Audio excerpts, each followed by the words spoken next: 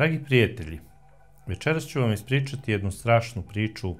Zapravo radi se o jednom masakru iz 2011. godine koji se desio u beogradskoj opštini Surčin. Tamo je izmasakrirana jedna časna i ugledna porodica, zapravo svi njeni muški članovi su tog dana ubijeni. Za sada su poznate samo one nezvanične informacije, dakle ono što smo uspeli da čujemo od ljudi koji su se zatekli u neposrednoj blizini kuće u Surčinu u kojoj se ova tragedija dogodila.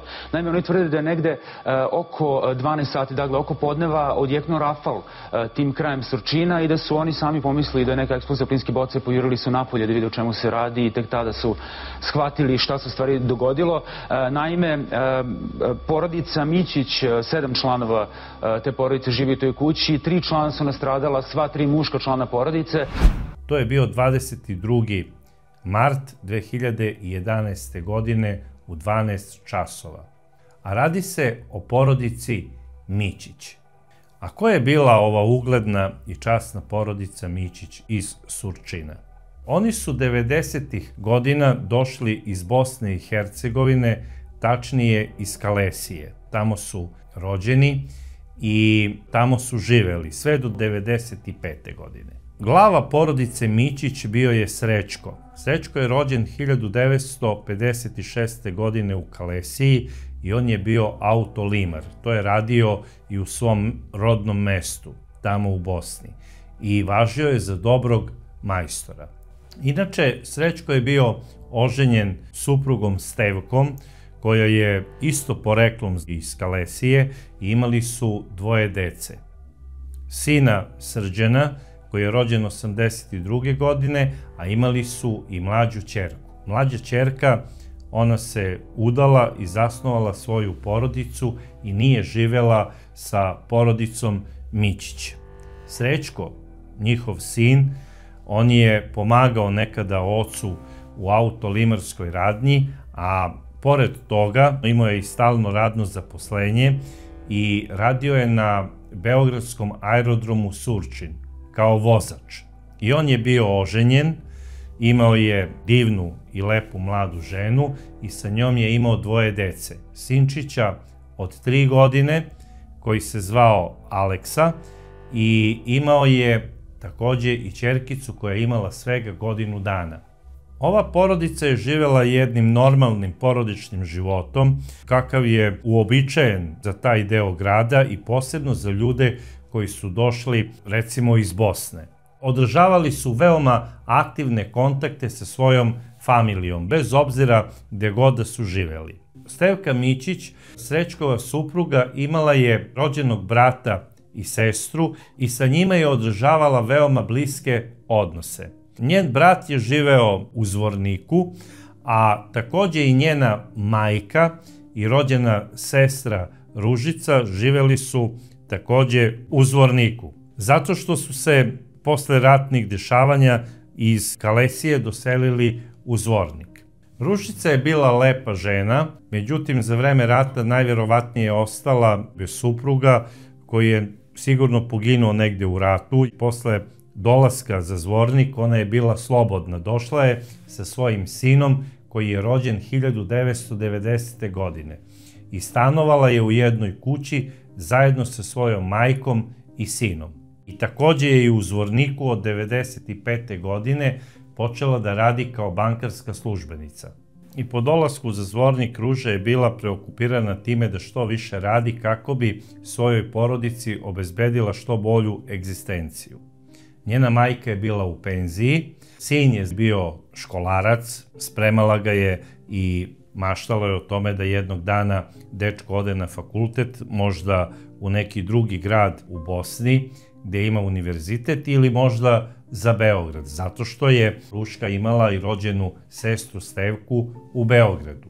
U tom periodu je i planirala da sina kasnije pošalje negde na fakultet, ko što je i uradila. Dok ona radi naporno, ne razmišlja više ni o čemu, samo kako da što bolje obezbedi egzistenciju svoje porodice, ona ima puno udvarača, jer je faktički izložena pogledima svih onih ljudi koji dolaze iz ovog ili onog razloga u banku. Ona je bankarska službenica i radi na šalteru. i stalno je u kontaktu sa klijentima. I znate kako je to u našem narodu. Ljudi vole više te slobodne žene nego devojke. Zapravo više vole žene koje su udovice ili razvedene. Ruža onako markantna, lepa, prosto nije mogla da se odbrani od silnih udvarača.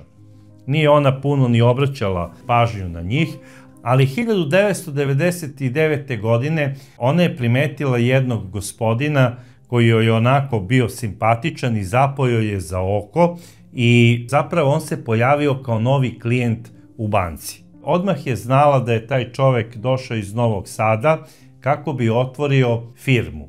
Imao je nekoliko tih kioska za hamburgere. Ko je bio taj čovek? Taj čovek je bio Cvijan Papulić, koji je rođen 1954. godine, takođe u Kalesiji. I mnogi ljudi koji su bili iz Kalesija, sada su živeli u Zvorniku, znali su Cvijana još iz onih dana kada je on bio srednjoškolac i momak tamo u Kalesiji, sve do njegovog odlaska za Novi Sad. I on je došao zapravo u Zvornik 1990. godine kako bi otpočeo biznis oko prodaje tih hamburgera sa nekim svojim rođacima. Pošto se oni svi tu znaju, počela je priča te ko je ovaj čovek, pa onda on sada pita ko je ona lepa bankarska službenica, da li nam je rođaka, nije rođaka, i onda su oni rekli to je Ružica, takođe poreklom iz Kalesije, i ona je sada trenutno slobodna. I počela je tu neka prvo simpatija, komunikacija, i Ružica je prihvatila njegovu ponudu da izađu zajedno u jedan kafe u Zvorniku. I u tom druženju, koje je kasnije preraslo u vezu, Ružica je počela da upoznaje svog emotivnog partnera i saznala je da je on pred razvodom, kako je rekao, da je on iz Kalesije, da je došao jako mlad za Novi Sad, da je tamo radio nekoliko godina, a kasnije se tamo i oženio za jednu Mađaricu i sa njom je izrodio jednog sina. Oni su zajedno u jednom kvartu Novog Sada, zapravo u Petrovaradinu, napravili porodičnu kuću. I tamo je Cvijan Papulić, sve do dolaska za Zvornik, živeo sa svojom suprugom i sa sinom. I po dolasku za Zvornik on se zvanično vodi sa adresom i sa prebivalištem kao Novosađanin.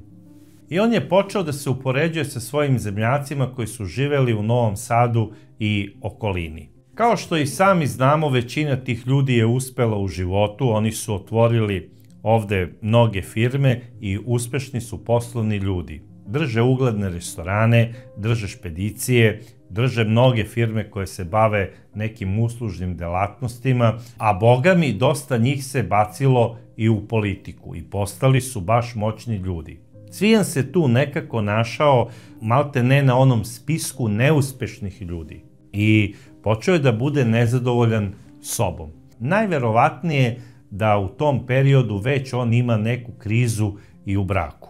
Da se razumemo, Mađarice su veoma dobre žene. One vole porodicu, one vole da kuvaju, sve to stoji. Najverovatnije da je njemu bilo dobro u braku, ali sada šta se sa Cvijanom dešava? Najverovatnije da u tom kontaktu sa svojim rođacima i zemljacima on stalno sreće, čovek je iz Bosne, žena je iz Bosne, on je uspeo, a ja nisam. I možda je sada počeo da razmišlja, eto, možda je razlog upravo u mom neuspehu, nisam imao vetar u leđa. Nisam imao ženu koja bi od mene napravila nekog uspešnog čoveka.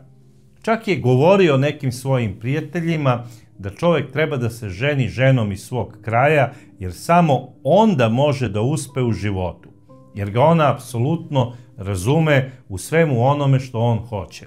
I sada, eto, sa 45 godina, Cvijan Papulić je odlučio da se vrati svojim korenima i otišao je za Zvornik kako bi sa svojim nekim rođacima otvorio firmu za proizvodnju hamburgera.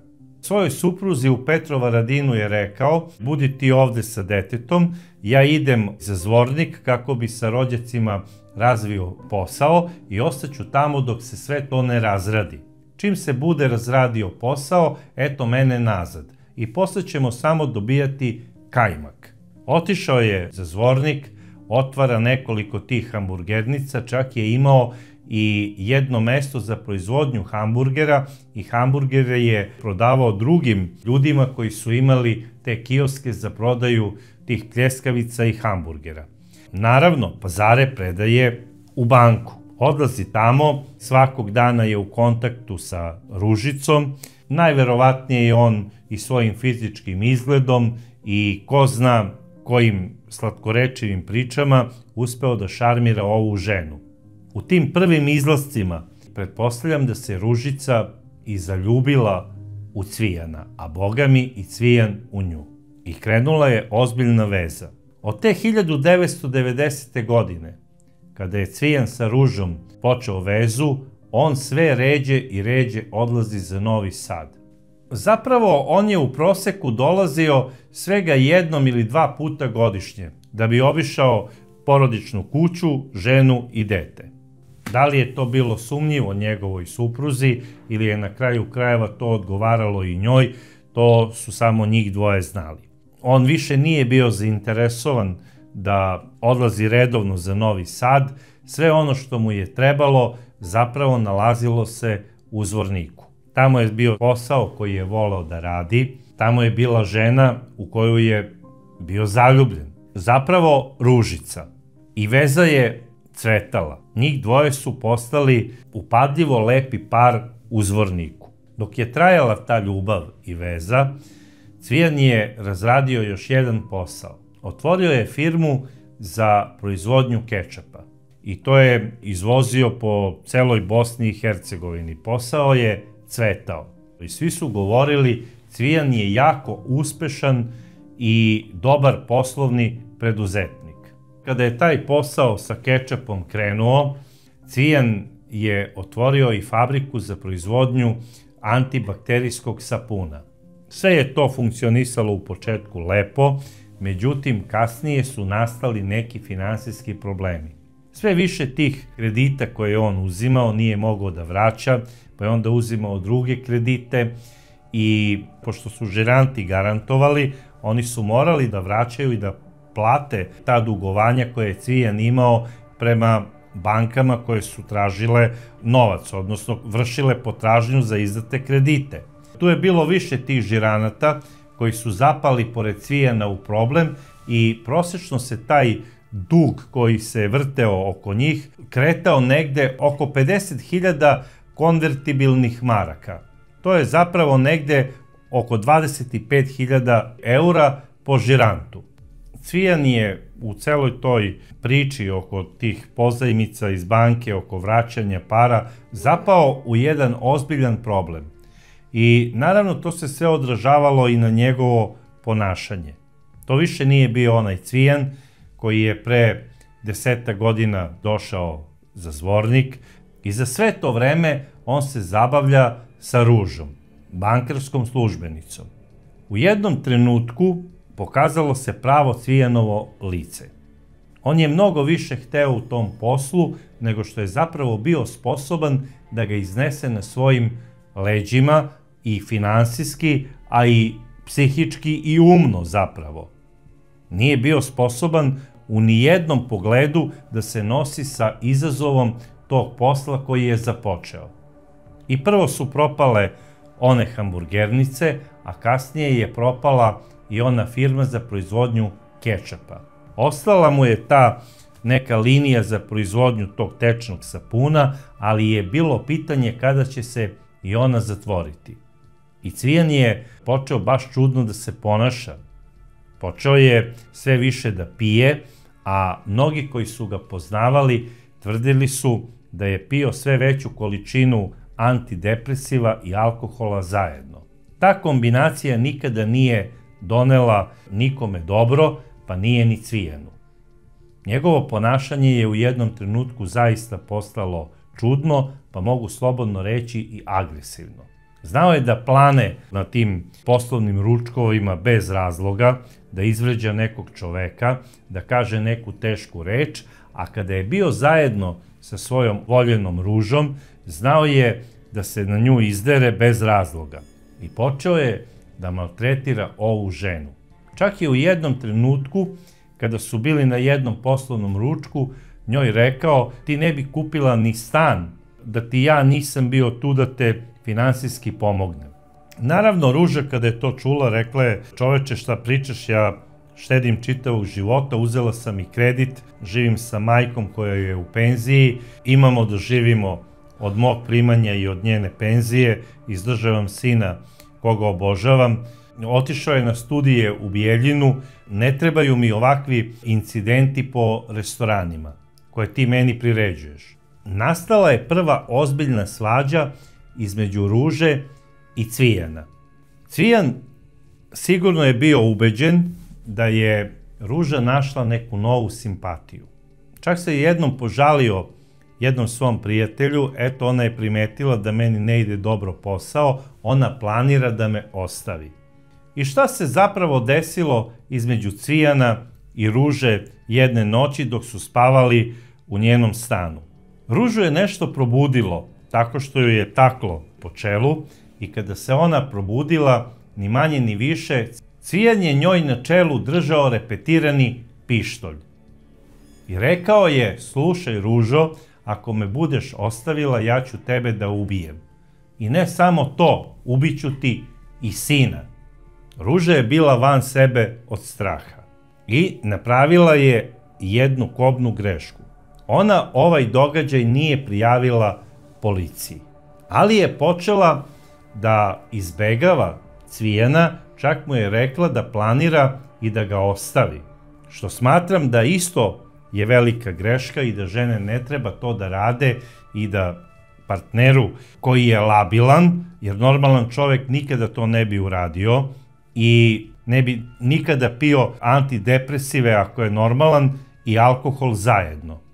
I šta sada Cvijan u tom trenutku preduzima? Da bi zadržao Ružu, on je upao u stan Ruže gdje je živela sa svojom majkom, sin nije bio tu, upao je sa automatskom puškom, pištoljem i bombom. I ove žene je faktički držao u nekakvoj talačkoj izolaciji punih 15 časova.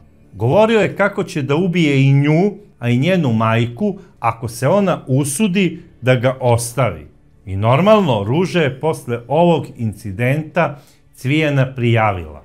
I on dok je išao svojim automobilom od njene kuće do hotela u centru Zvornika, njega je presrela policija i u automobilu mu je pronašla pištolj, bombu i automatsku pušku.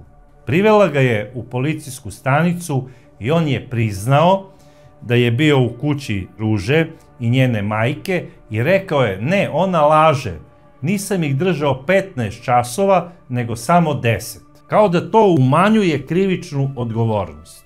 I policijska uprava grada Zvornika Cvijanu Papuliću oduzima automatsku pušku i bombu koju ne može da ima po nijednoj osnovi i pištolj za koji takođe nije imao dozvolu i piše mu krivičnu prijavu za nedozvoljeno posjedovanje oružja i eksplozivnih materija i piše mu krivičnu prijavu za pokušaj otmice i za držanje dve žene u zarobljeništvu. Punih 10 časova, kako je sam izjavio. Sada nije mi jasno kako tužilaštvo grada Zvornika nije odredilo i policijsko zadržavanje, odnosno pritvor ovom čoveku po svim tim krivičnim delima koje je počinio, a osim toga on nije ni bio prijavljen u tom trenutku na teritoriji Bosne i Hercegovine, odnosno Republike Srpske, nema dvojno državljanstvo, ima samo državljanstvo Republike Srbije. I ja sada ne znam zašto ga nisu proterali iz Bosne i Hercegovine. On je ostao u Zvorniku, nastavio je da se bavi navodno tim poslom koji je radio u tom trenutku, odnosno proizvodnja tih antibakterijskih sapuna i nastavio je da pravi probleme Ruži i njenoj porodici. On sve češće preti Ruži kako će joj pobiti porodicu, ne samo majku i sina, nego kaže pobiću ti i porodicu u Beogradu, jer je od Ruže znao da Ruža posebno voli i ceni svoju rođenu sestru Stevku, koja živi sa svojom porodicom u Beogradu, zapravo u Surčinu. Ja ne znam da li je sada Ruža zvala i svoju sestru Stevku da joj sve to kaže, kakve probleme ima sa Cvijanom, ali ono što znam sigurno da je ova žena sve te pretnje uredno i uljudno prijavila zvorničkoj policiji. I rekla je, ne samo da preti meni, mojoj majci, preti i mome sinu i plašim se da najverovatnije planira da ubije moga sina u Bijeljini. Plašim se da će pobiti i porodicu moje rođene sestre koja živi u Beogradu. I dala je adresu, ime, prezime i adresu. I kaže, molim vas, preduzmite sve mere kako biste ih zaštitili, a na kraju krajeva da zaštitite i mene. I onda je isto podnela krivičnu prijavu da ju je Cvijan primoravao da snimaju svoje seksualne odnose kako bi je kasnije ucenjivao. Možete da zamislite šta je sve ovaj čovek radio i na šta je sve bio spreman. Posle ovog incidenta, ne znam kako policija opet nije odredila zatvorsko zadržavanje ovom čoveku, jer opet radi krivično delo pretnje, opasne po život. Tu se Cvijan ne smiruje. On je svojim automobilom sačekao Ružu kada je odradila svoju smenu tamo u banci, izašao je sa pištoljem i pod pretnjom da će je ubiti, prisilio ju je da sedne u njegov automobil i odvezao ju je na Zvorničko groblje. I sada šta se tamo sve dešavalo na tom groblju i kako je on njoj pretio, to je neko čuo od ljudi koji su dolazili na groblje i neko je pozvao policiju. I policija tamo dolazi i kod Cvijana pronalazi pištolj, a u njegovom automobilu opet takođe automatsku pušku i bombu. I opet ide krivična prijava, ali ne i određivanje pritvora. Ja ne znam šta je trebao ovaj čovek da poseduje od arsenala oružja, da mu zvornička policija, odnosno tužilaštvo grada Zvornika odredi zatvor i da ovog čoveka uhapsi. Za sve ovo što sam nabrojao, on je ladno mogao bez problema da dobije najmanje 8 do 10 godina zatvora. Oni su samo Cvijana pustili da se brani sa slobode, iako nije državljanin Bosne i Hercegovine.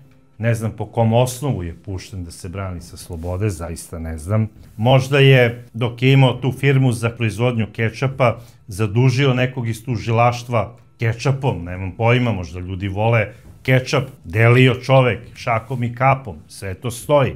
Možda sada deli sapune po celom tom sudstvu i policiji, ne znam čime ih je zadužio. On je strani državljanin, nema mesto prebivališta na teritoriji Bosne i Hercegovine, vrši otmice, 2 puta je oteo ženu, Međutim, ovaj čovek je na slobodi, on i dalje preti, njemu je Ruža rekla da posle ovoga ona uopšte ne želi ništa da ima s njim i rekla je u jednom trenutku da ona planira da ode kod svoje sestre za Beograd sa svojom majkom i da će pokušati da nađe posao u Beogradu, u nekoj banci. I Cvijan je zapretio Ruži, doslovce ovako, udarit ću te tamo gde te najviše boli. Ja znam koga ti najviše voliš i dovešću te u takvu situaciju da plačeš čitavog života zbog onoga što si uradila. Odnosno, zbog toga što planiraš mene da ostaviš. I sada ja patim zbog tebe i kao što ja patim zbog tebe i zbog tvoje neuzvraćene ljubavi, ti ćeš patiti za svojima koje ću poslati na onaj svet. I sada se tu Ruža uplašila, otišla je opet do policije i tražila je da policija obezbedi njenog sina tamo na studijama i oni su rekli da će preduzeti neke mere tog nekog vanrednog obezbeđenja, ali ne znam zašto nisu preduzeli mere hapšenja ovog čoveka koji preti. Jer imali su nekoliko krivičnih prijava već, za koje je predviđen zatvor. Tako da ne razumem zašto nije uhapšen ovaj čovek. U tih zadnjih mesec dana Cvijan sve češće odlazi za Novi Sad kako bi obišao svoju porodicu. Odnosno, suprugu sa kojom je i dalje u braku, govori svojim rođacima iz Zvornika kako će raščistiti sve sa Ružom i da će se vratiti svojoj ženi sa kojom je zapravo i dalje u braku. I njega je porodica podržala u tome. Zapravo, niko od njegove porodice nije voleo Ružu. To što je mislila njegova porodica, nekako imam utisak da je mislila i zvornička policija. Imam utisak da je ova žena bila malo namazanija i da je otišla u policiju i da je prijavila Cvijana u smislu o tome je moj bivši partner, pošto radim ovamo gde radim u banci, traži od mene da iz trezora iznesem sav mogući novac i da se zajedno odmetnemo u neku bežaniju. Da je to rekla, ja garantujem da bi Cvijana odmah uhapsili.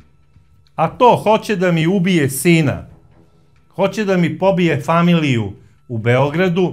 Zašto oni ovakve pretnje ne shvataju ozbiljno? To nije samo uobičajena praksa ovog grada, to je malte ne u čitavom regionu. Kada je neka žena slobodna i kada dođe da prijavi svog emotivnog partnera sa kojim je bila, nema veze da li 10 dana ili 10 godina u nekoj vezi, tamo u toj policijskoj stanici na nju uglavnom gledaju kao na neku ženu niskog morala. To je u 99% slučajeva i u Srbiji, i u Crnoj Gori, i u Bosni, i u čitavom regionu. Zato nam se i dešavaju ovoliki slučajevi ubistava i femicida. Da se desilo to da je Cvijan ubio Ružu, najverovatnije bi se o tome pisalo nekoliko dana. Eto još jedan slučaj da je emotivni partner ubio svoju emotivnu partnerku zato što ga je ona izazvala, jer ga je prvo očerupala, tako bi novinari napisali, pravdajući ubicu, a onda kada je on nju ubio iz strasti, eto, digao je ruku i na sebe. I malte ne bi žalili ubicu i zločinca, a o ovoj ženi posle nekoliko dana pisanja niko ne bi govorio. Svedoci smo mnogih slučajeva koji se dese u regionu, da je novinarima mnogo bitnije to što je ubica zaljubljen i što je patio. Ali to što je bitno novinarima, to je najverovatnije zato da bi oni pravili svoje tiraže, pa prave od tih ubica neke ljubavne mučenike i romantike. Ali je zapanjujuće što je to isto bitnije i pravosuđu. Iz čitavog regiona imamo neke sramne presude koje se izriču za ubistvo žene, pa čak i one egzekucije koje se izvrše na javnom mestu, umesto da budu suđene malte ne kao teroristički akt, jer su uznemirile čitavo građanstvo, jer je to videlo neko dete i imaće stres čitavog života. Ne, važno je da se opravda emotivna rastrojenost ubice.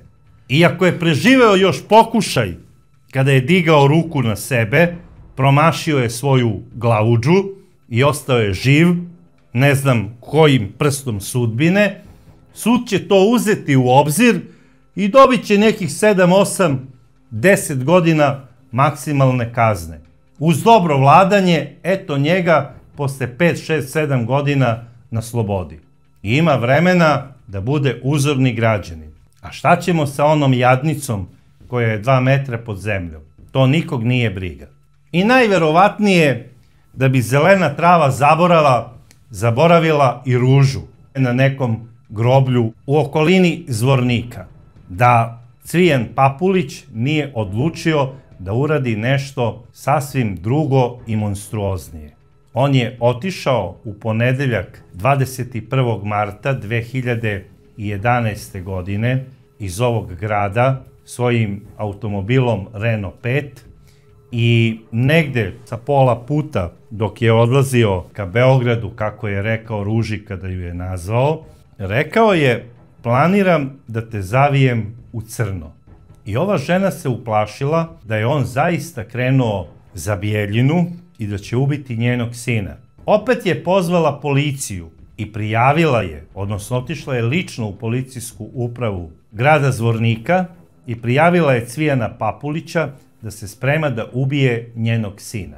Čak je Cvijan zvao i po drugi put dok je Ruža bila u policijskoj stanici i rekao je: ja sumnjam da si ti sina sklonila kod rođene sestre Stevke, tamo u Surčinu. Znao je Cvijan odlično i adresu Stevkine kuće, nisu se oni zabavljali 10 dana, 10 godina, znao je on tačno sve, i gde je kuća njenog brata, i gde je zapravo sada njen sin, i gde je kuća njene rođene sestre Stevke, i koga ona sve tačno tamo u kući ima. Međutim, tog ponedeljka 21. marta, Cvijan nije otišao odmah za Surčin da bi sproveo svoj suludi plan u delo. On je otišao prvo do svoje kuće, da bi obišao svoju porodicu i da bi se tamo isplakao. I zaista, kada je došao, on je seo za sto zajedno sa svojom venčanom suprugom i sa svojim sinom i počeo je da plače kao malo dete. I govorio je kako ga je Ruža unesrećila, kako ga je upropastila i da je on zbog nje bankrotirao u tim svojim poslovima i da mu je ona uništila biznis. I ne samo biznis, nego i život. I zamislite, on traži rame za plakanje od svoje žene zato što ga je ostavila ljubavnica posle 10 godina. Možete da zamislite koliko je Cvijan bio nenormalan. Ja ne znam zašto njegova žena nije pozvala policiju i da ga prijavi, jer je ovaj u jednom trenutku, bar kako kaže njegov sin, rekao da će da ubije Ružu. Bez obzira što se radi o ljubavnici vašeg supruga, dužni ste da kada čujete takvu pretnju, da prijavite tu istu pretnju policiji. Šta se dešava dalje? On posle tog plakanja uzima gomilu lekova i pije uz alkohol. Da sam ja sin toga oca, ja bi pozvao hitnu pomoć. Međutim, sin to nije uradio. Otišao je Cvijan do sobe kako bi navodno spavao, međutim, najverovatnije cele noći tamo plakao, a ne samo što je plakao, nego je ponovo zvao Ružu i svašta nešto pričao telefonom. Kako ga eto ona uništila, kako mu je život zagorčala i da će biti kriva za sve ono što će se desiti. Tu me sada čudi zašto iz straha Ruža nije okrenula svoju sestru i da kaže: sestro, bojim se da će možda ova budala od čoveka preduzeti nešto što nije ljudski i da im na neki način skrene pažnju. Međutim, to nije uradila. Ujutru u 5 časova Cvijan je izašao iz kuće, seo je u svoj automobil Renault 5 i otišao je. Oko 6 časova njegova venčana žena je u sobi gde je on spavao pronašla prazni okvir od automatske puške. Znači nije videla nikakvo oružje, kako kaže, ali je pronašla prazni okvir od automatske puške. Po kazivanju njenog sina, a i nje same, oni nisu znali gde je Cvijan otišao. Pretpostavljali su da se vratio nazad za Zvornik. Cvijan nije krenuo put Bosne, on je otišao za Beograd, ni manje ni više, nego upravo na adresu Ružine rođene sestre Stevke. I tamo je bio već u 6 ujutru. Tada su njegov automobil primetile prve komšije, one koje su odlazile na posao. I on je sada punih 6 časova čekao pravi trenutak kada da izađe i da svoj suludi naum sprovede u delo. Parkirao je auto tamo gdje je smatrao da je najpodesnije i pešice je išao oko kuće kako bi nekog ugledao od Mićića. I tek negde oko 12 časova primetio je malo dete kako trči u dvorištu. Kada je video malog dečaka koji ima svega 3 godine i koji se zvao Aleksa, ovaj monstrum odlazi do svog automobila i iz gepeka uzima automatsku pušku. Odlazi do kapije, kapija nije bila zaključana, odlazi do dečaka koji se igra u dvorištu i kada je video nepoznatog čoveka kako mu prilazi, dete ko dete, potrčalo je ka njemu i reklo mu je: Čiko, imaš igračku. I ovaj ga hvata za ruku, silovito, i podiže ga. I dete se plaši normalno i počelo je da plače. U tom trenutku istrčava njegov deda, Srećko, i tada u njega Cvijan upire pušku u njegove grudi i kaže: ako napraviš još jedan korak, ubiću ti unuče. A onda izlazi i Srećkov sin Srđan i kaže: tata, šta se dešava? Cvijan i njemu kaže: napraviš li jedan korak, ubiću ti sina. I naredio im je da idu ispred njega i da siđu niz stepenice u podrum. U tom trenutku u dvorište istrčava i Stevka i preklinje Cvijana, koga je prepoznala: Cvijane, pusti mi unuče. Međutim, suludi Cvijan nosi levom rukom malog Aleksu, a u desnoj ruci drži automatsku pušku kojom preti ocu i dedi ovog deteta i prisiljava ih da svi zajedno odu u podrum njihove porodične kuće. I kada su sišli u podrum, u dvorištu su već bile Aleksina majka i njihova komšinica, koje su počele da dozivaju pomoć, a komšinica se setila i telefonom je pozvala policiju. I dok komšinica priča sa policijom, čuo se strašan prasak iz podruma. A u stvari taj prasak je bio zapravo rafal. Kako su neke komšije kasnije rekle, pomislili smo da je Srećku eksplodirala plinska boca dok je zavarivao neki automobil. I svi su potrčali da vide šta se to dešava u komšijskom dvorištu. Čuo se samo ženski lelek i plač, jer Aleksina majka i baka strčale su niz stepenice posle prvog tog praska, odnosno rafala, ali to se iz podruma zbog eha čulo kao da je nešto eksplodiralo. Kada su sišle dole, videle su 4 leša i dete je još uvek davalo znake života.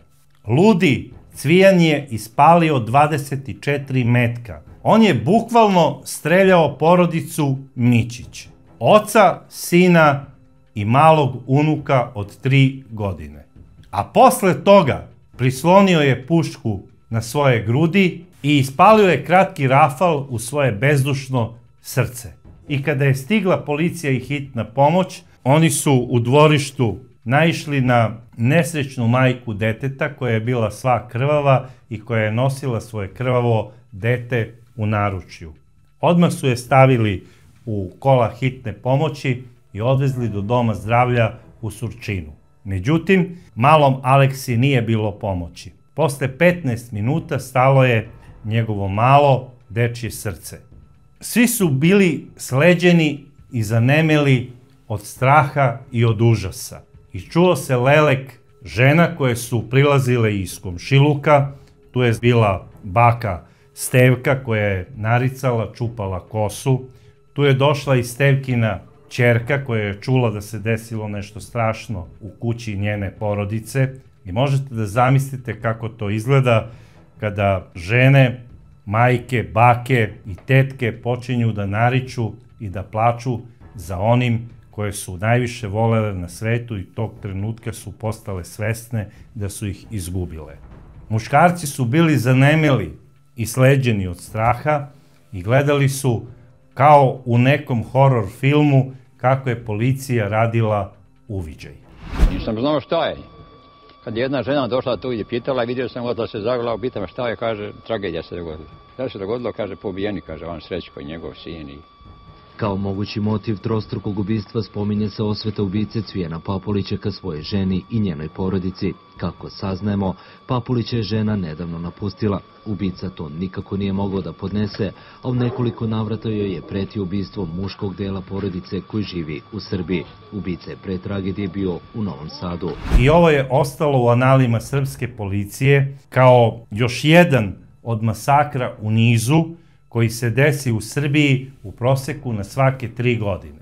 Strašna priča i povod za ovako nešto je da bi se osvetio svojoj bivšoj emotivnoj partnerki zato što je prekinula vezu sa njim. Cvijan Papulić je odlučio da uradi ovako nešto strašno. On je, kada su uradili pretres njegovog automobila, imao ponovo pištolj i bombu. Ne mogu da shvatim šta je uopšte ovaj čovek razmišljao.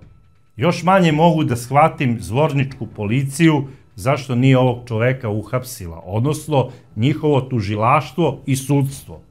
Nije kriva zvornička policija toliko koliko tužilaštvo i sudstvo grada Zvornika. Jer da je ovaj čovek bio u zatvoru, ovo se ne bi ni desilo. A bilo je osnova da dobije najmanje bar 8 godina zatvora, kao što sam rekao. Policija prilikom uviđaja pronašla je i oproštajno pismo adresirano na sina ubice, gde on pravda sebe i optužuje svoju bivšu emotivnu partnerku da je ona kriva za sve ono što je on morao da uradi, jer on je njoj dao izbora da bira između dobrog i lošeg Cvijana, a ona je odabrala lošeg Cvijana. Ja sam ubeđen da dobri Cvijan nije ni postojao, jer da je postojao, ovo se ne bi desilo.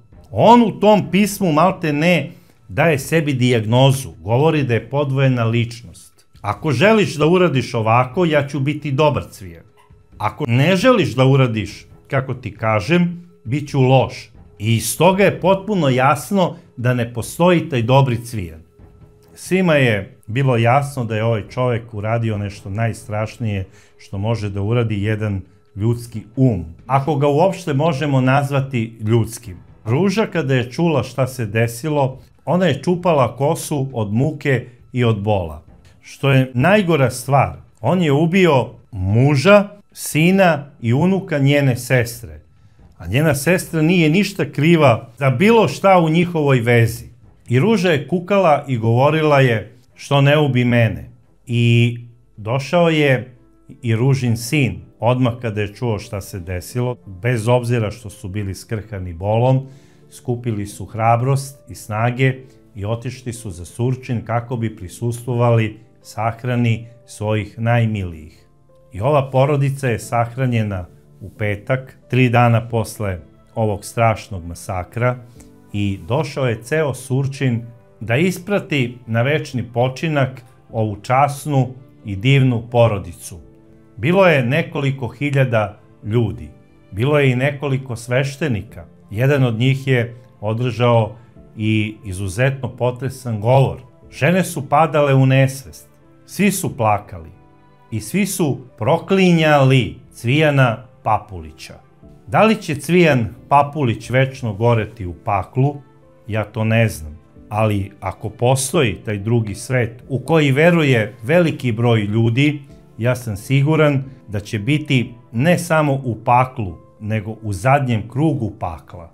Tamo gdje su najjače vatre i gdje su najveće muke za one koji su uradili nešto strašno.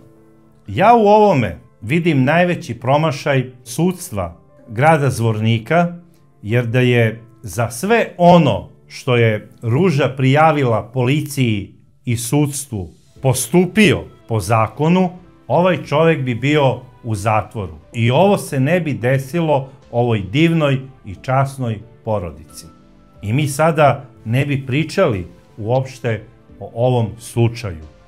A pričamo iz razloga jer ovaj događaj ne sme biti zaboravljen. Ne samo zbog nevinih žrtava, nego sa nadom da će to možda neko čuti i da neće sutra nečinjenjem pomoći nekog zlotvora da svojim zlim naumom i činjenjem uništi nečiji život. Jer ako vam je država dala poverenje i dali ste toj državi zakletvu da radite kao časne sudije, ne iz straha prema carstvu, nego onako kako zakon kaže, onda tako i sudite. Nemojte da razmišljate što će taj čovek provesti koju godinu više u zatvoru, nego razmišljajte o tome da vas taj isti čovek svojom veštom glumom ne obmane i da ne napravite nečinjenjem veću grešku od činjenja za koje ste mogli da ga smestite bar 10 godina na robiju. Šta je trebao ovaj čovek da uradi?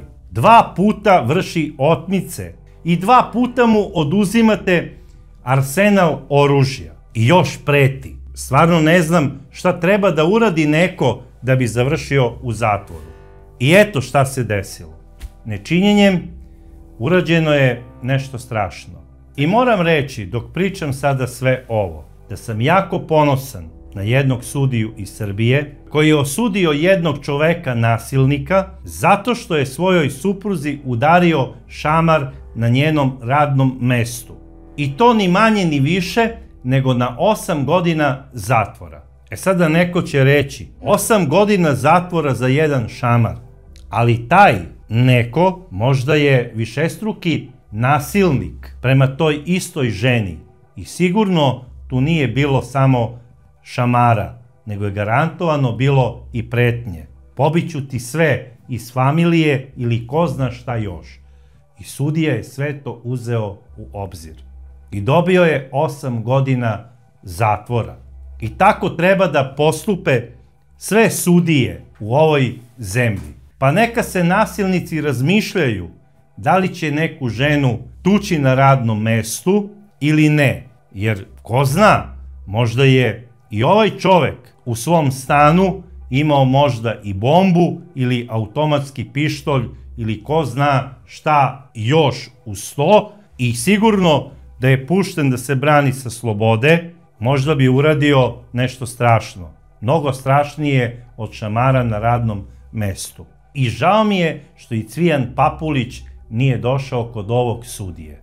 Jer ovaj bi mu sigurno revnuo bar 12 godina robije. Samo za oružje. A zbog otmice da i ne pričamo. Znači, postoje časne i poštene sudije, nije da ih nema. I slobodno mogu reći da je ovaj sudija neko svetlo na kraju tunela i uliva nadu da može da se sudi ne iz straha od cara i prema carstvu, već po zakonu. I da sve sudije treba da se ugledaju na ove sudije koji časno i dostojanstveno zarađuju svoj hleb. A vi, drage dame, pažljivo birajte svoje emotivne partnere i nemojte nikada ništa da im opraštate, jer svako opraštanje je zapravo njima vetar u leđa. I zato odmah otkačite takve osobe i nemojte im dozvoljavati da vam uopšte priđu.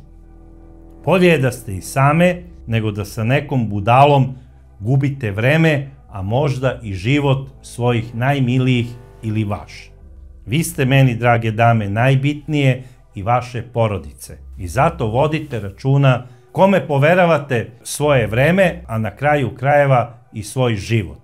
Voleo bih da čujem vaše mišljenje u vezi ove emisije, a do sledeće čudne priče ja vas pozdravljam i želim vam svako dobro.